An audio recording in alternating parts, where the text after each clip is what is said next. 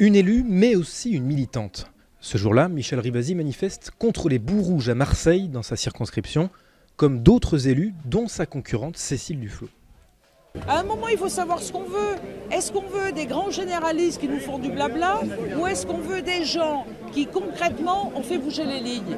Après, c'est aux électeurs. Donc c'est pas parce que vous avez plein de caméras que vous serez automatiquement choisi. Quelques jours plus tard, elle participe à une marche contre l'EPR de Flamanville. Sur ce créneau, Michèle Rivasi est un peu l'historique de l'étape. On se connaît depuis longtemps, ouais, depuis plus de 30 ans. 40 ans. 40 ans. 10 ans avant d'être élue députée, elle crée en 1986 le premier institut associatif de mesure de la radioactivité, la CRIRAD.